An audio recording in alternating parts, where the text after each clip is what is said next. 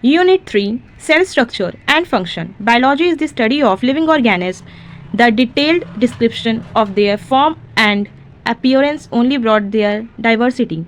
It is the cell theory that emphasized the unity underlying this diversity of forms, the cellular organization of all life forms.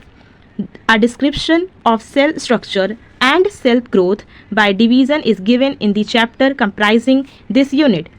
Cell theory also created a sense of mystery around living phenomena, physiological and behavior process. This mystery was the requirement of integrity of cellular organization for living phenomena to be demonstrated or observed. In studying and understanding the physiological and behavioral process, one can take a physico-chemical approach and use cell-free system to investigate. This approach enables us to describe the various processes in molecular terms. The approach is established by analyzing of living tissue for elements and compounds. It will tell us what type of organic compound are present in living organisms. In the next stage, one can ask the question, what are these compounds doing inside a cell? And in what way they carry out gross physiological process like digestion, secretion, memory, defense, recognition, etc. In other words, we answer the question, what is the molecular basis of all physiological process? It can also explain the abnormal process that occur during any diseased condition. This physico-chemical approach to study and understand living organism is called reductionist biology. The concept and technicals of physics and chemistry are applied to understand biology. In chapter 9 of this unit, a brief description of biomolecules is provided. When you look around, you see both living and non-living things. You must have wondered and asked yourself, what is it that makes an organism living? Or what is it that an inanimate thing does not have which a living thing has? The answer to this is the presence of the basic unit of life, the cell in all living organisms. All organisms are composed of cells.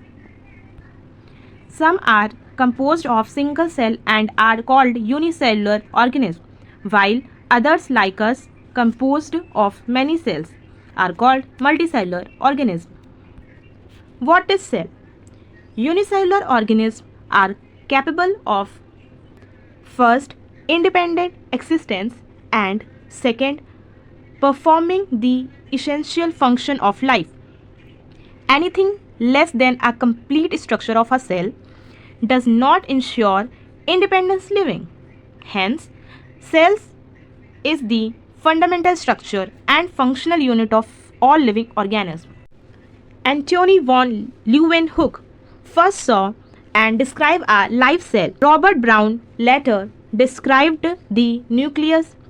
The invention of the microscope and its improvement leading to the electron microscope revealed all the structural details of the cells. Cell theory. In 1838, Matthias Scladen, a German botanist, examined a large number of plants and observed that all plants are composed of different kinds of cells, which form the tissue of the plants. At about the same time, Theodore Swan, 1839, a British zoologist, studied different types of animal cells and reported that cells had a thin outer layer which is today known as the plasma membrane. He also concluded, based on his study on plants tissues, that the presence of cell wall is a unique character of the plant cell. On the basis of this, Swan processed the hypothesis that the bodies of animals and plants are composed of cells and product of cells.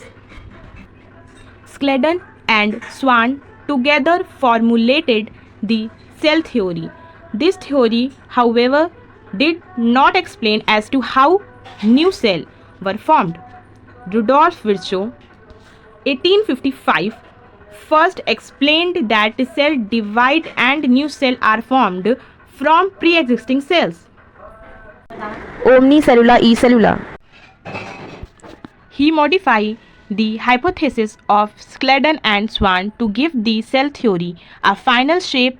Cell theory as understood today is: first, all living organisms are composed of cells and products of cells. Second, all cells arise from pre-existing cells. An overview of cell. You have earlier observed cells in an onion peel and or human cheek. Cell under the microscope. Let us recall their structure. The onion cell, which is a typical plant cell, has a distinct cell wall, has its outer boundary, and just within it is the cell membrane. The cells of the human cheek have an outer membrane, has the delimiting structure of the cell. Inside each cell is a dense membrane bound structure called nucleus. This nucleus can contain the chromosomes, which in turn contain the genetic material DNA. Cells that have membrane bound nuclei are called eukaryotic, whereas cells that lack a membrane bound nucleus are prokaryotic. In both prokaryotic and eukaryotic cells, a semi-fluid matrix called cytoplasm occupies the volume of the cell. The cytoplasm is the main arena of cellular activities in both plant and animal cells. Various chemical reactions occur in it to keep the cell in the living state.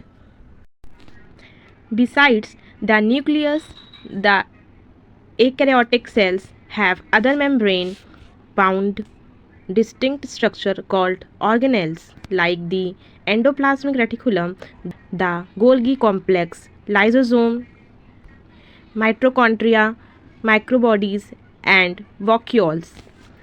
The prokaryotic cells lack such membrane bound organelles. Ribosomes are non-membrane bound organelles found in all cells, both eukaryotic as well as prokaryotic, within the cell. Ribosomes are found not only in the cytoplasm but also within the two organelle chloroplasts in plants and mitochondria and on rough endoplasmic reticulum. Animal cells contain another non-membrane bound organelle called centrosome, which help in cell division. Cells differ greatly in size, shape, and activities. For example, mycoplasma, the smallest cells are only 0.3 micrometers in length, while bacteria could be 3 to 5 micrometer. The largest isolated single cell is the egg of an ostrich. Among multicellular organisms, human red blood cells are about 7.0 micrometer in diameter. Nerve cells are some of the longest cells. Cells also vary greatly in their shape. They may be disc-like, polygonal, columnar, cuboid, thread-like, or even irregular. The shape of the cell may vary with the function they perform. Thank you and wait for part 2.